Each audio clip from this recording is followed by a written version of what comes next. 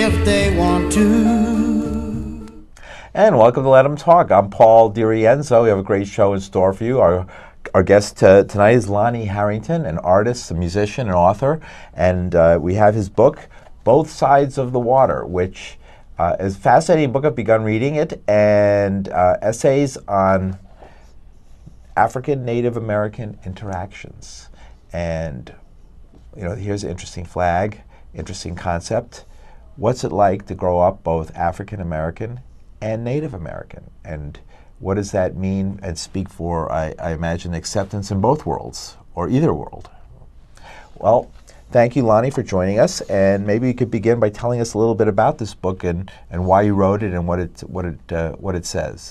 Well, half jokingly, when I started public speaking in the early 90s, I rarely bowed to peer pressure, but everyone kept saying, write a book, write a book. But then when I got into it, I just realized certain things that used to peeve me over the years, things that weren't talked about in other books. And let me just say as a preface, there are some authors I do respect. But back then, we're talking about the early 90s when I started, actually working on the book.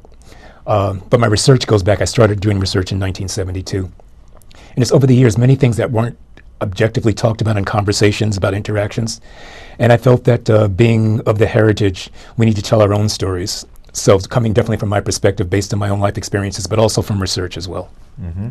And so tell us a little bit about your background. You were born in... well, in the old language, Ikanayukska, which means the land blessed by the sun, the moon, and the children of stars. I try to behave myself, but a slaver by the name of Ponce de Leon gets there, and we've been calling it Florida ever since. Mm-hmm. That particular name, though, the term I mentioned is from the Uyachi, the ancient ones, those that came before us in the peninsula. When in Tallahassee, again, part of that my heritage, Old Town. Through my mother, I'm Seminole and African. Through my father, African, Cherokee, Choctaw, and Shawnee. And I spent part of my boyhood in Florida.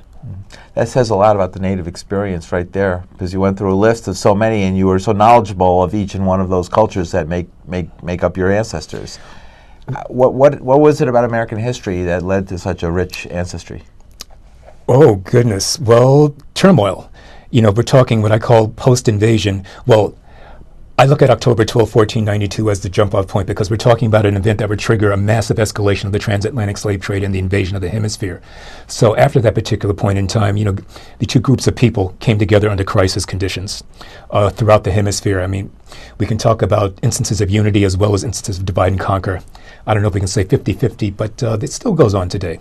Mm-hmm. Goodness, we see this happening in places like among some communities like the Cherokee Nation of Oklahoma and even the Seminole Nation of Oklahoma, where there's been turmoil about trying to sometime evict, yes, and please quote me, evict some members of the tribe from the tribal roles.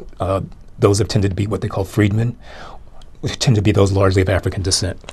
Right. The Cherokee, for example, had a very interesting and somewhat problematic relationship with African Americans when they were in North Carolina and Georgia. Well, let's clarify that because, okay, and let me just be quite upfront. Of anybody watching, they know how adamant and passionate I can get. I am not excusing slavery, but we have to look at realistically who were the slaveholders among those societies. Even by modern historians' percentages, we're talking about 5 to 6%. And that elite percent, in a prelude to U.S. foreign policy, as far as the U.S. government was concerned, was speaking for the entire nation when nothing could be further from the truth. Now, among indigenous cultures, it's always been, well, if you want to do your thing, cool, we're going over here. But you had a schism between traditionalists, which tended to be more culturally conservative, not liking chattel slavery, versus what's called progressive, I call it perversive, which honestly, let's put right on the table, started to mimic the worst of white aristocratic society of the South at the time. Mm-hmm. That small percentage were the ones were the slaveholders. With plantations and plantation houses, with the columns and everything, and yet being Cherokee, 100% Cherokee, right? Yeah, and culturally. And no culture stays static. But if you look at long before the Trail of Tears, 20 years before the Trail of Tears, 1819, 1820, some of the culturally conservative groups like the Chickamaugas headed out west. Ended up in places like Arkansas and what's called Indian Territory as well, but also headed back into Texas. I don't have time to go into Cherokee history right now, but there is, among the oral history, talk about Cherokees originally coming out of places like Mexico and Texas, heading up into the Carolinas, one of many creation stories. But again, long before that's, like I said, before the Trail of Tears, you did have some culturally conservatives that wanted to have nothing to do with what the quote-unquote progressives were doing. In the meantime, though over years, you had bloodshed break out, not only among the Cherokees, we see it among the Creeks as well, even among the Choctaws and Chickasaws, where these factions went to bloodshed over not just slavery but other things as well. Well, Andrew Jackson had a hand in some of that. Oh man, he was our Hitler. You got me awake, Paul. Okay. Andrew Jackson was the 8th president of the United States? I can't tell you exactly there, but he's one of the single-digit presidents, but he's on the $20 bill, and he was a very popular president at that time. But among he was, some. Yeah, among the Tennesseans and the white, slave-owning population. Well, to some of us, he's the personification of evil. Although I wasn't raised in a reservation community as a boy, my mother used to take me to reservations. Certainly now I've been in touch with, over the years, many relatives in the tribal sense. There's still oral history about what this man made our communities go through. Right. Starting from, the 18 teens, well up until the time of the 1830s. I'm too poor to have a $20 bill on me, or else I show you his picture. Oh, believe me, I've got one in my, I hate it when I look at my 20s, I've got one in my wallet. Right, it's very interesting. So, what is the title, Both Sides of the Water? What exactly is the meaning of that title? To me, it signifies my ancestry, because I can trace my ancestry not only to Africa, but as well as here, Turtle Island, which is what many of the folks indigenous here call North America. If we start going into the Caribbean, or most of the land of the Condor in parts of South America, our Mexica/Aztec relatives and Mayans would call their area, they believe they're in the back of a crocodile. But up here it's believed we're in the back of a turtle. So it's related, and seafaring folks. Do you hold any of the stories that seafaring folks from the west coast of Africa might have actually come? Oh, goodness, the evidence is all there. As a matter of fact, I talk about in the books, the United States government, while not acknowledging it outright, they acknowledge the possibility in its 1894 census done by the Department of the Interior, and I hate this term, of the 5 civilized tribes in Indian Territory, which is now present-day Oklahoma, when they looked at divisions of the Creek Confederacy, and specifically the Yamasee, and I'm quoting now, believed to be descendant of shipwrecked African sailors and Indian women. Now, we can go back and forth of whether these voyages happened by accident or intentionally, but yeah, there was contact. But goodness, Columbus wasn't even the first white guy here. And little known is that from West Africa were some of the world's greatest mariners. Yeah, historic boat builders and mariners. People talk about Columbus and the Spanish and Italians and Portuguese, but Africans were also great sailors. And plus, whether you liked it or not, especially given the technology of the day, if you got caught up in those currents, and this has happened elsewhere, you were going someplace. Our relatives in the Pacific learned how to definitely master those currents. Thus, the islands in the Pacific became populated. But around the world, you see these currents. And if you're talking about wind power or sail power, you get caught up in that, you're gone. Now, interestingly enough, not only we can look at Africans coming here, but there is evidence of indigenous people from this hemisphere ending up in parts of Africa and Europe before 1492 as well. Now, we can debate whether it happened by accident or intentionally, but I would recommend a work, for example, by the late respected brother Jack Forbes, The American Discovery of Europe, which looks at specifically at evidence along those lines. How do these various tribes and nations, is there a unified way of deciding who is enrolled member and who is a part of that tribe, or is it like a catch as catch can, each group has their own rules? Well, the phrase, it's complicated. In terms of enrollment, contemporarily, sometimes folks rely on quote-unquote blood quantum, and blood quantum is a very ticklish, and I'm being polite, subject in indigenous communities in the United States. Among some traditionalists, if you're trace the line through your mother, as far as they're concerned, you're of the people. Fine, but you may not necessarily be tribally enrolled because of politics. Unfortunately, right now, we see a lot of ugly things happening in the United States and people being kicked off the tribal rolls for any number of reasons. It's gotten to be quite ugly. How did that come to be, this whole movement to remove people? How long has this been going on, and where is it happening mostly? Well, I don't know if I can fairly say where it's happening mostly, but we've seen efforts happen in places such as Oklahoma, but I'm not just going to pick on Oklahoma. We've seen it happening in California as well, Pacific Northwest as well. Interestingly enough, and I want to tie in with something right here, we were saying a few moments ago, I attended a symposium at the National Museum of the American Indian in January 2010, I believe. And an Ojibwe woman who was on the panel said she was in a dilemma because some of her nieces and nephews were not enrolled, but traditionally it was her role as an aunt to teach them the culture. So they're being raised culturally Ojibwe, but they're not tribally enrolled. So we see dynamics like that happening throughout North America. Is that politics, so that certain factions don't get more votes within the tribal elections and things like that? There's no one size fits all, but yeah. Making a long story short, yeah. All right. And how about in the? What are some areas that are? What are some of the nations that are more expansive? Now, when you say expansive, specifically, what do you mean? Specifically, don't make these blood quantum type decisions, but just allow people to come in based on marriage, based on adoption of culture. Again, it's complicated. For example, I know folks that aren't enrolled, but they have clan ties. Still among some of the societies, if you know your clan, that's very prevalent. So I would say if you know your clan, sometimes you're still welcome, although you might not necessarily be enrolled. And I know certainly among the Seminole tribe of Florida right now, from what I understand, you have some folks that are clanless down there now among the tribe, but some folks are coming around saying, well, they're part of our tribe now. 20, 30 years ago, if you were clanless, that put you in a very precarious position socially speaking. You have to know where you came from in the tribe. You could say wolf or depending on the group, or rabbit or whatever it is, or who your grandparents are. Certainly when I went back as an adult to visit, the Seminole tribe of Florida, the Hollywood Reservation, I just happened to mention somebody who my grandmother was. Just so that folks know who I am. I'm not claiming to be enrolled, and I'm certainly not. But hey, this is me, and it's I haven't been here. I used to play here as a kid. So, making a long story short. Right. So that's interesting. So, what are the roots of? Because there's a complicated history between African Americans, blacks, and Indians. I mean, because there was Buffalo Soldiers or Indian fighters among African Americans. There were. Can we get back to divide and conquer? Yes. Yes. And in all fairness, let me just say right now, on my father's side of the family, my great-great-grandfather, William Roscoe Harrington, was in the 10th Cavalry. He was at San Juan Hill in Cuba. And yes, folks, the Buffalo Soldiers took that hill. But let me calm down.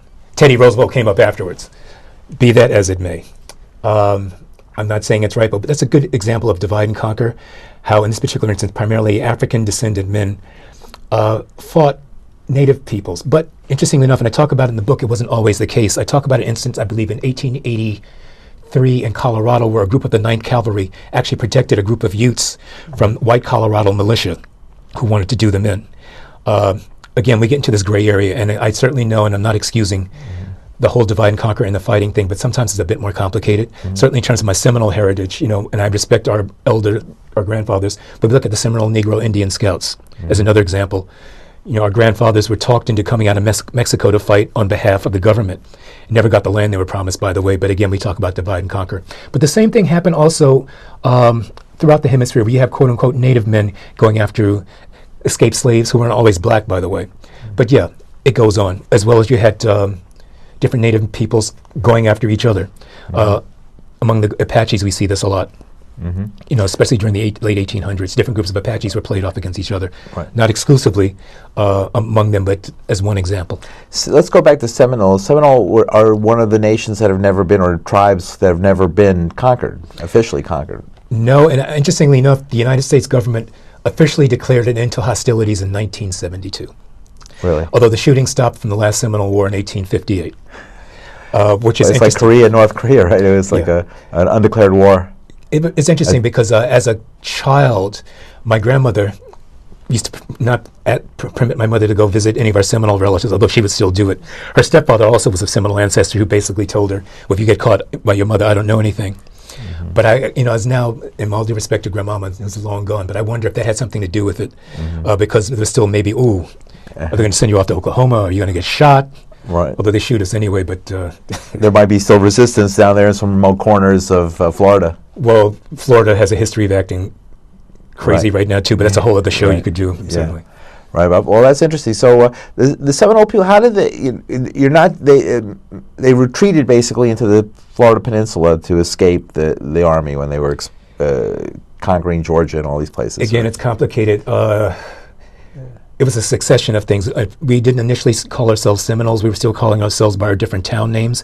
But yeah, over a succession from the 1750s on, various groups came into the peninsula, occupying lands of the Uiachi, those that have been there before, as people like the Apalache, the Timoqua, the Tequesta, the Calusa.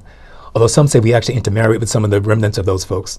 But yeah, over a period of time, mentioned Andrew Jackson, at different points, social upheaval continued to push us further and further south into the peninsula. Those of us that weren't killed or enslaved, or some of us escaped to the Bahamas, some went to Cuba. Making a long story short, later on, some other folks would end up in Mexico.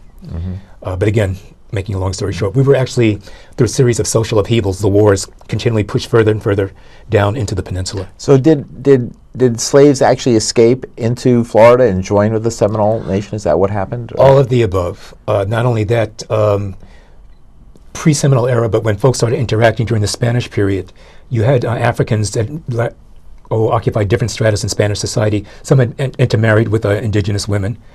Some had ended up being adopted in some indigenous communities. You had that particular interaction. You know, I talked about the Yamasee before. You had some Yamasee coming out of the Carolinas into what is now Florida, setting up the settlements. And then, you know, escaping slaves as well. Some of our Gullah Geechee relatives played into that over a period of years. Wow, there's all these. Are these town names or what? Are these names? I've never even heard of some of these names. Well, Gullah Geechee are actually named of peoples. They those relatives still occupy some of the islands off of Georgia. But if you start talking like about the Sea Islands? Yes, definitely. Where people have the interesting forms of the English language that are studied from all over the world. What do you think of anthropology? Anthropologists? Some of my best friends are anthropologists.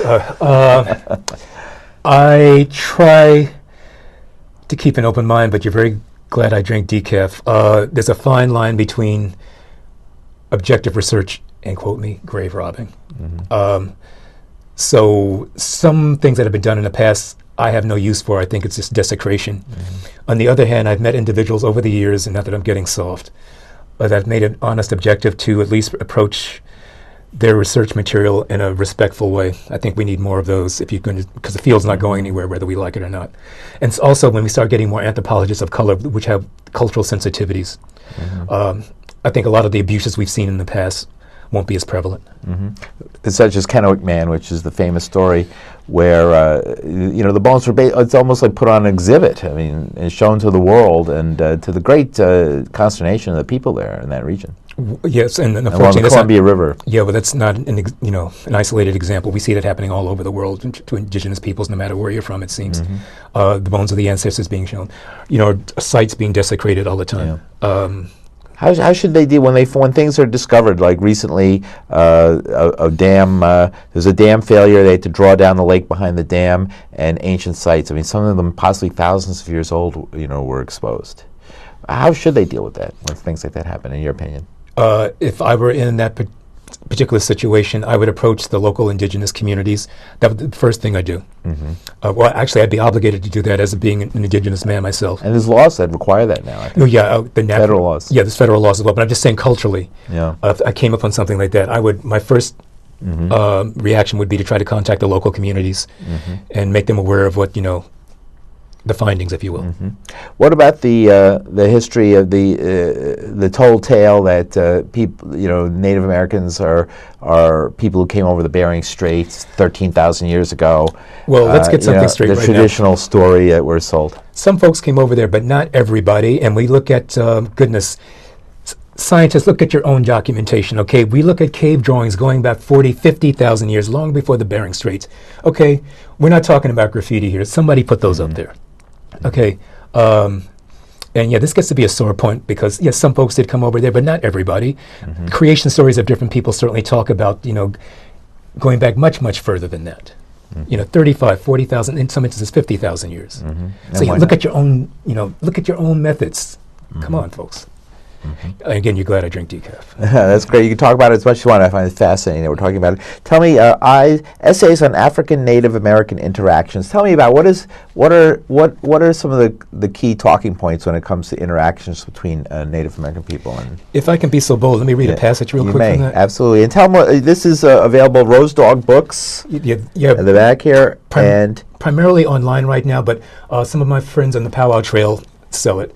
But yeah, Rosedog Books, rosedog.com, so Amazon.com, and American Indian Community House. Let's do a shout out for them because one of the reasons you're here is because Marcia and folks from the Community House got in touch with me and said you'd be a great guest, and you are a great guest. Thanks for coming on Let Them Talk.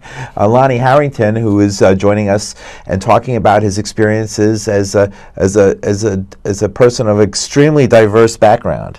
Right, among the folks at the heart of our society and our culture here in America, you know, Native American people, African American people here from the very beginning. I wanted to read a quote. It's the quote I was allowed to use from the James Baldwin estate. This is from his work, No Name in the Street, and this sets the context for the book. Both continents, Africa and America, be it remembered, were discovered. What a wealth of arrogance that little word contains, with devastating results for the indigenous populations, whose only human use thereafter was a source of capital for white people. On both continents, the white and dark gods met in combat. and it is on this outcome of this, and it is on the outcome of this combat that the future of both continents depends. I make a point in here, and I talk about the real moves to grab the land of Africa. Didn't start until after the 1884-1885 Berlin Conference, when all the European countries with the United States in the background split up Africa and decide who they're going to take. Now, interestingly enough, recently I came upon some work where they're saying, oh no, they didn't split them up. We're talking about free markets. Well, hey, you set the grounds for the invasions. But my point being, by the time that happened, the different European powers were looking at different models around the world. They'd have the military models, the divide and conquer models, to actually move on Africa. Certainly Africa had been victimized in terms of the slave trade over centuries, but with the exception of what the Dutch did in 1638, we don't see any real moves inland until after what happened at the Berlin Conference of 1884-85. Some of the models they used were based on what they did here in the Americas, in Asia to a certain degree as well. Mm-hmm. So what do you think,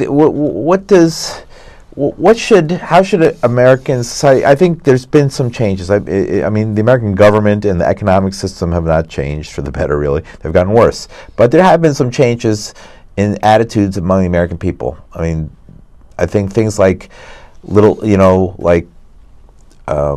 happened in 1972 at the Academy Awards when millions of people saw, the speech that told them about what was happening at Wounded Knee, and the American Indian movement, the work that they did, Leonard Peltier. I mean, there's been a sea change, I think, in general public's attitude towards Native people. They want to see them get some justice. We always wonder, what can we do? What can people do? How can other, the rest of us who for good or, ill or good, also live here, how can we honor the indigenous people and people who've been here for a lot longer, Well, to paraphrase Otis Redding and Aretha Franklin, R-E-S-P-E-C-T, respect. Respect goes a long way.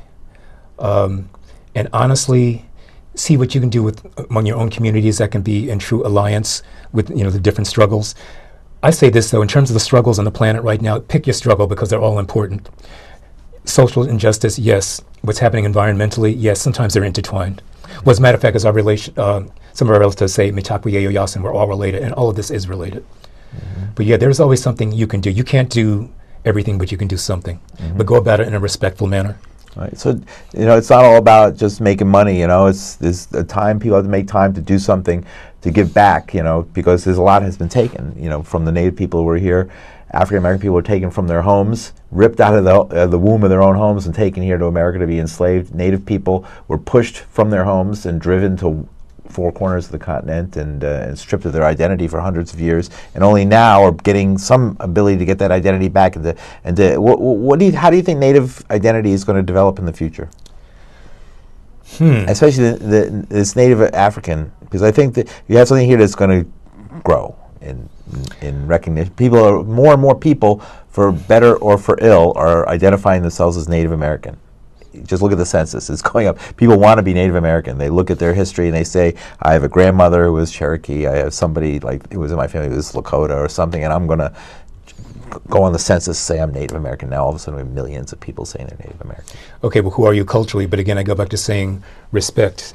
The whole Cherokee princess thing, and that's a lot, a laugh. And how about the, people, some of them mean well, but, they wear Indian, they play drums, they wear Indian, but they're not Indian at all. Not even one slightest bit, but they identify so much with we've had folks on here played Indian flute.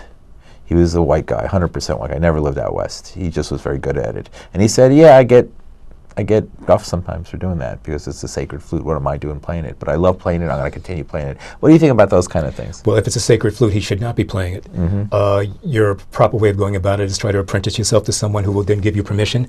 Now, I've been a singer and dancer on the Powwow Trail in the Northeast for many years. I've been honored at times to have done ceremonies, but only when I've been invited to do so. Now, as a singer, there's certain songs I will not sing because I have not been given permission to sing them.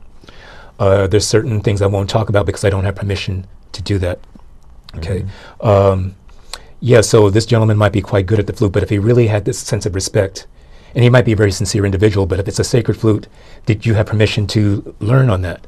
No, you would not go into a cathedral and start any mess like that. You would not go into a synagogue. You would not go into a mosque. Right. Well, what about you know? Let me touch the last few minutes of the show. We touch on some of the other issues. You know, racist stereotyping as far as mascots of sports teams. You know, use of alcohol bottles. You know, using as trademarks and things like that. You don't see that so much. But there was a time when there was. You know, they were selling Crazy Horse beer and things like that. You saw that everywhere. Maybe not, you know, slightly related, not exactly the same thing, but, you know, well-meaning white people who just, like, go around and act like they're Indians, make believe that they're Indians, and speak as if they go, ho, and all this kind of stuff. I mean, what do you think of that? Is that diluting at all, the culture at all?